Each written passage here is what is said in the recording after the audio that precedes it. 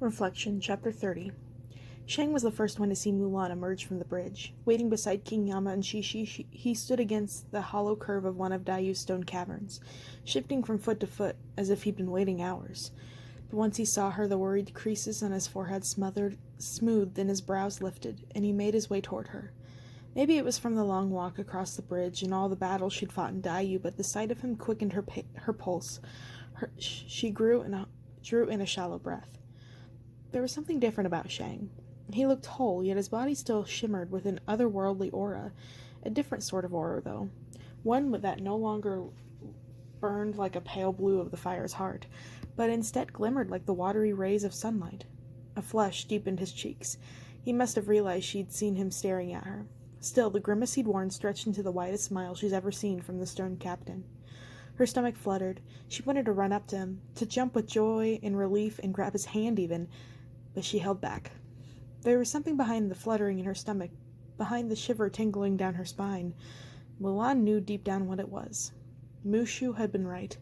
She did like Shang. She had for a long time, and being here in Dayu with him had only drawn them closer and intensified her feelings for him.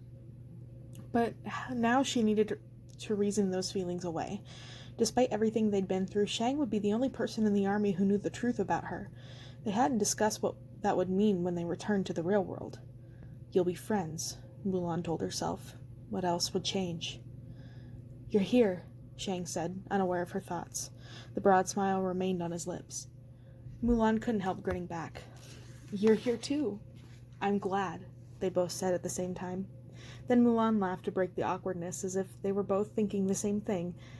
They each took a hasty step back. "You look good," Shang blurted.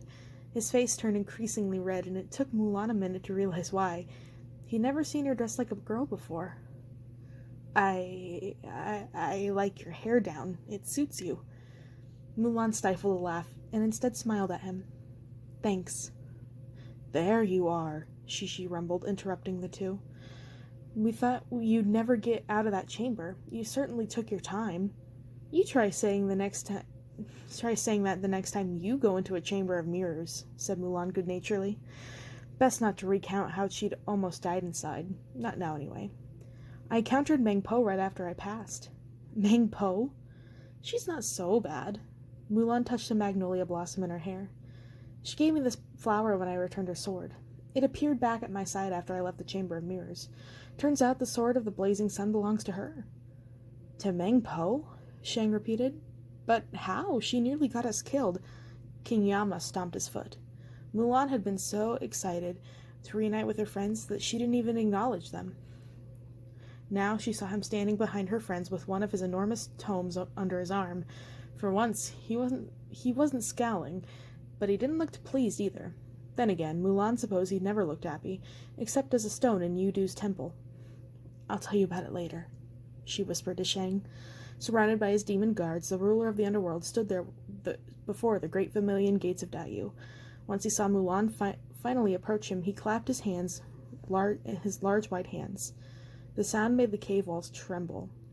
"Your Majesty," Mulan said, bowing deeply, "I found Captain Li Shang, and I've brought him back before sunrise."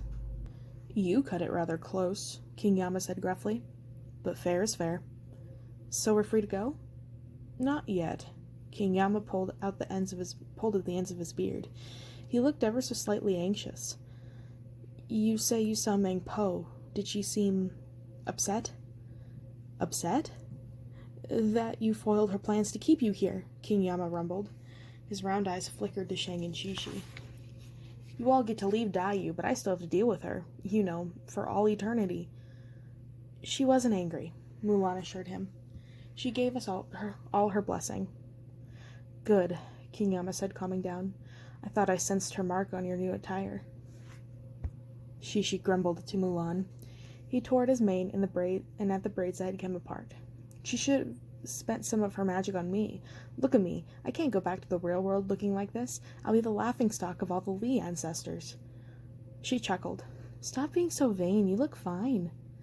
King Yama whistled at Shishi, beckoning the lion to his side. Shishi straightened, assuming the king of the underworld was about to honor him in some way, but King Yama simply propped his great tome over Shishi's back. The lion grunted. I'm not a book stand. King Yama disregarded the guardian's complaints and flipped through the book until he found Shang's name. Grasping the ink brush tucked under his ear, Yama dipped its bristles into the porcelain ink pot floating at his side, then scratched out Captain Li Shang from the book. There, he said. He reached for a paper fan beside his pocket and waved it at the ink to dry. All done. He wagged his brush at Shang. Next time, look before you throw yourself in front of the enemy's sword. Yes, sir. Good, now get out of here. I've got a schedule to keep.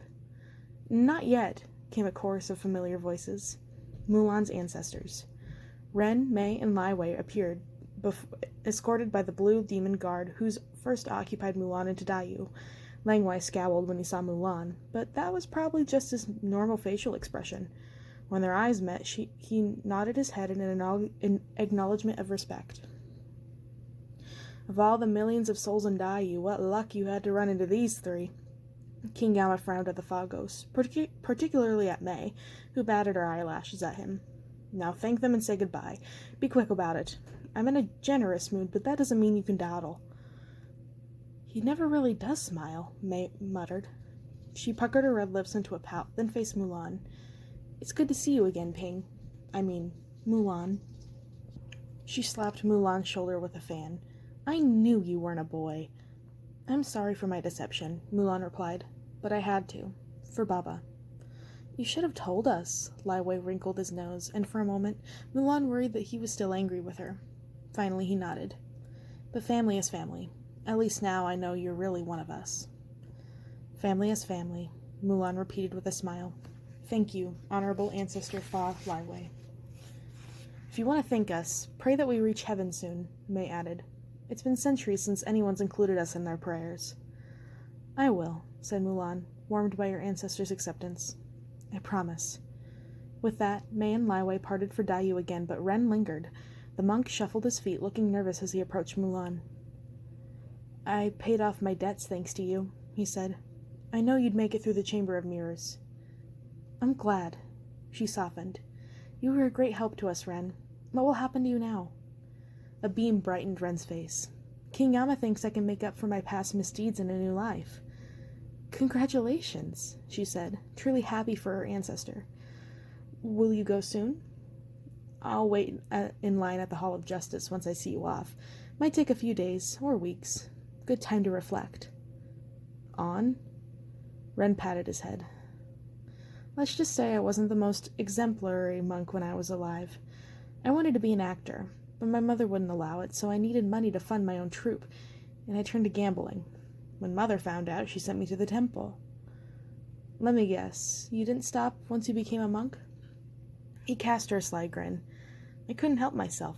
I was kicked out of the monastery a few months before I died, but with hindsight, my bad habits helped me make a new life here in Dayu. Ren straightened and a wave of calm washed over him. It helped me stay here long enough to meet my descendant, Fa Mulan, the hero. Mulan blushed. She wasn't used to being called a hero, especially not as her real self. I hope our paths cross again in the real world. Ren folded his hands together, then stepped back until Lang Wei caught his arm. He and the guard faded back into Dayu, and another ghost took their place at the end of the cavern. Father? Mulan heard Shang gasp. Sure enough, it was Captain Li. It was General Li. His chest swelled with pride, and he glowed even brighter than before. Even his armor gleamed. He walked toward them slowly, never taking his eyes off his son until he had approached King Yama. King Yama frowned. So that's where you've been, he grumbled to the general. My soldiers have been searching everywhere for you. General Li bowed to King Yama. Your Majesty, my humblest apologies for evading your soldiers. You trespassed into the mortal world, King Yama said sternly. That is forbidden. I should revoke my decision to send you to heaven. Please, Your Majesty, said Mulan. It was my fault. I offered to go. I said I should, huffed King Yama. I didn't say I would. I told you I'm in a generous mood. General Li hid a smile. I am ready to ascend to heaven. Only give me a moment with my son. King Yama heaved a sigh. Go, hurry before I change my mind. General Li bowed once more before addressing Shishi, his former guardian. Farewell, old friend. Watch over my son for me. Shishi nodded once. He lowered his head before Mulan could see the tears forming at the edges of his round orange eyes. General Lee continued to Mulan. And I must thank you as well, Ping. You look different than I remembered. Mulan looked up at the general nervously. That is because I am not Ping, she confessed. My name is Mulan. General Lee blinked, confused. She is Fa Zu's daughter, Shishi explained before Mulan could do it herself. She impersonated a man to serve in the Emperor's army and to spare her father from having to fight. A female warrior, murmured the general. After a moment's thought, he chuckled. Audacious, but I cannot say I disapprove. What a soldier Shang's mother might have made. She could have defeated the Huns with her fierceness alone. General Lee made a face. His laugh faded and he straightened, looking at the authoritative stance of the revered general he'd been in life. Now I must thank you, Fa Mulan. Few men would have had the cunning and bravery to save my son from Daiyu. Fa Zu is lucky to have a daughter such as you. Mulan's throat swelled and her eyes grew misty like Shishi's. To hear General Lee say her father would be proud of her and know he truly meant it left her speechless. Thank you, sir, she said, realizing everyone was waiting for her reply. Your words mean a great deal to me. I can't imagine it's easy for my son to discover his best soldier is a woman. I'll trust you keep my son's pride in line. Mulan pressed her lips together to keep from smiling.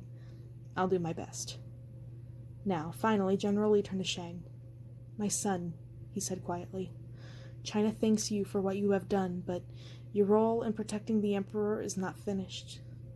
Shang bowed. Mulan couldn't see his face, but his voice trembled. Yes, father. Take care of your mother. General Lee placed both hands on his son's shoulders. And listen to Shishi. The general mustered a faint smile. He has a big head, and he thinks he's always right. But over time you learn he usually is. There is much wisdom you can learn from him. If you do so, you will not make the same mistakes I made when I was your age. You will become a better man than I. That is all I can hope for. Shang opened his mouth as if to protest, then closed it and nodded. I will, father. He paused. Thank you for coming back and saying goodbye. I will not let you down. Then my heart is full. I will watch you from heaven. General Lee clasped Shang's hand, lingering until Yama let out a warning cough. The general nodded, let go of his son's hand, and returned to King Yama's side. When you cross the gates, said Yama, keep walking, no matter what. His voice echoed across the cavern, and when Mulan turned back, she realized he and General Lee had vanished. The bronze bell hanging above the gates chimed. Mulan's eyes lifted toward the sound. She never noticed that bell before. It hung, suspended in the air by nothing at all, but that no longer surprised her.